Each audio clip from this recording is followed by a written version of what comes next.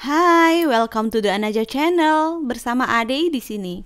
Di video kali ini kita mau sharing tentang bagaimana cara mengawali kehidupan minimalis yang membahagiakan. Langkah yang pertama cukup mudah. Sekarang mulai dengan melihat barang-barang di sekitar kalian yang pasti akan dengan mudah kalian melihat 20 sampai 30 barang bahkan lebih. Ya kan teman-teman? Wow, gimana caranya tuh barang bisa datang di tempatnya sekarang? Terus apa tuh fungsi dari masing-masing barang itu yang sudah menyita banyak uang, banyak tenaga, waktu, pikiran, dan tentunya memakan ruang di tempat kita. Barang-barang itu terus datang walaupun saat kita tidur, betul nggak? Apalagi musim belanja online kayak sekarang ya, yang belanja itu kayak nggak terkontrol apa fungsi kegunaannya, hanya karena flash sale kita belanja. Nah, betul nggak tuh teman-teman? Nah, secara umum dari yang kami sudah pelajari, barang itu dikelompokkan menjadi 3 kategori, yaitu ada barang fungsional, barang dekoratif, dan barang emosional. Apa aja sih jenis-jenis dari kelompok 3 macam itu? Nanti kita akan pelajari secara detail. Yang pertama, kita mulai dari barang fungsional ya teman-teman. Barang-barang di kategori ini bersifat praktis, memiliki kegunaan dan membantu pekerjaan-pekerjaan di rumah kita. Ada yang memang berfungsi untuk hidup dan ada yang fungsinya memudahkan hidup. Dan fatalnya kita merasa semua barang di rumah kita itu sifatnya fungsional, semuanya berguna. Ya enggak? Padahal pernah nggak kita kepikiran kalau seandainya nih kita hidup di alam liar, butuh benda dan barang apa yang utama? Nah, dari situ kita bisa belajar bahwa sebenarnya betapa sedikitnya barang yang mampu membuat kita bertahan hidup. Seperti tempat untuk berteduh, pakaian agar kita tetap hangat, air, makanan, beberapa wadah penyimpanan, dan perlengkapan masak tentunya. Udah, ya betul, utama itu aja yang utama.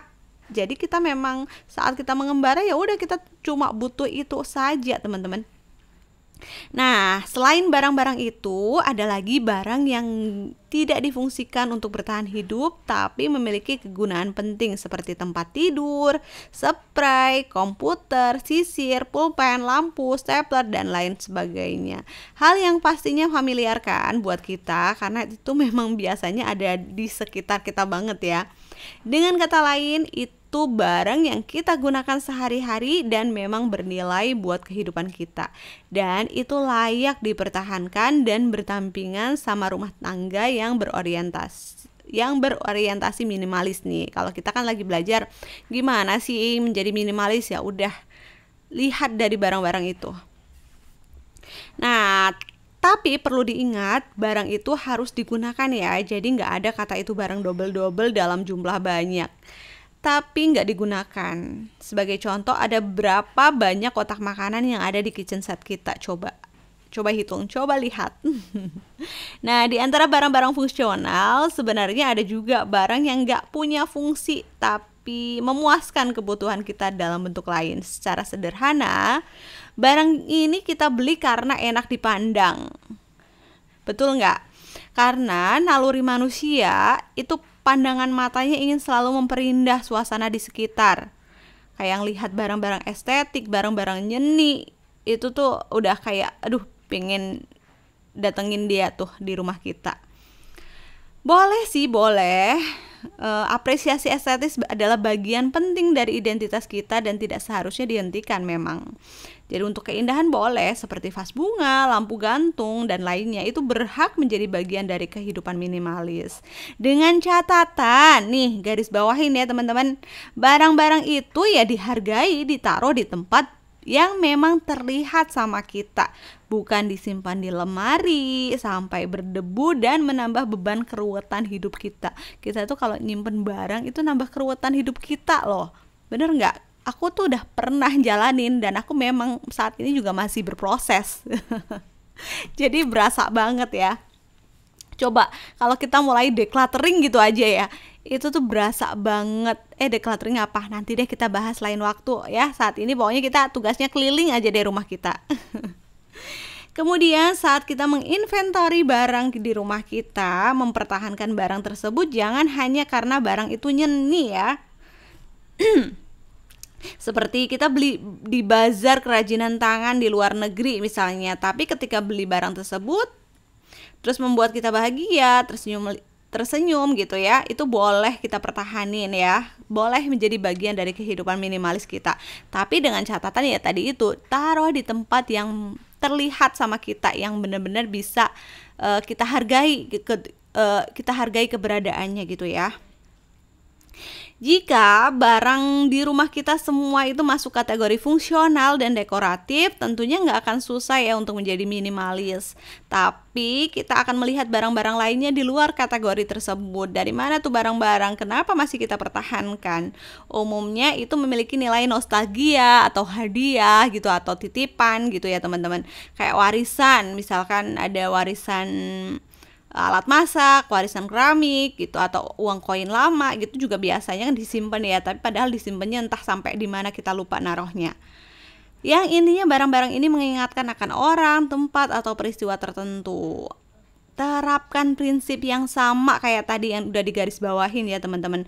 Kalau barang-barang itu membuat bahagia, pertahankan.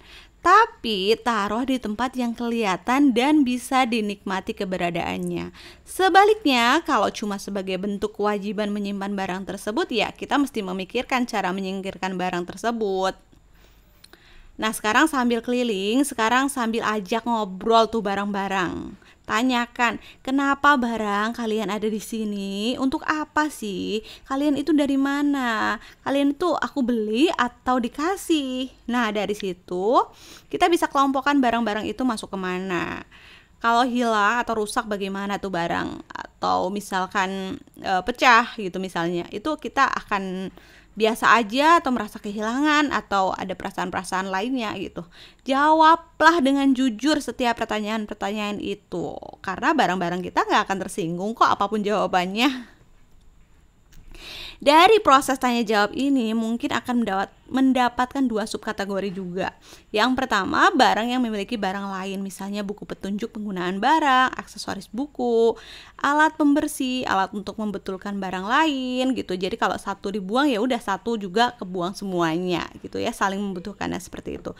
Yang kedua, barang milik orang lain. Nah, ini nih biasanya tuh agak PR. Karena bukan punya sendiri, mungkin punya anak-anak, punya pasangan, barang titipan orang, barang titipan misalnya titipan kakak atau titipan keluarga gitu ya. Nah, kalau titipan tapi sampai bertahun-tahun, tentunya bisa dong mengambil keputusan untuk menghubungi pemilik barangnya untuk menyingkirkan barang itu segera sebelum menambah keruwetan beban hidup kita. Terus di sini kalau punya pasangan bagaimana? Ya diskusi sih intinya, lakukan untuk diri sendiri dulu. Syukur-syukur pasangan bisa mengikuti perlahan dengan cara mencontohkan terlebih dahulu ya. Tapi ya nggak memaksa gitu loh. Jadi kita ngobrol itu secara demokratis dulu gitu. Kita juga harus tahu dulu itu juga barang milik dia, kegunaannya apa, ya sama seperti itu, kita diskusiin baik-baik. Jadi sampai di sini teman-teman cukup tahu ya, cukup kita sampai berkeliling rumah untuk mengetahui kegunaan masing-masing barang. Ada yang memang betul-betul berguna, dan ada barang yang indah, dan ada barang yang milik orang lain. Oke deh, cukup sekian sharing kita kali ini. Sampai jumpa di video selanjutnya. Jangan lupa subscribe ya, bye-bye.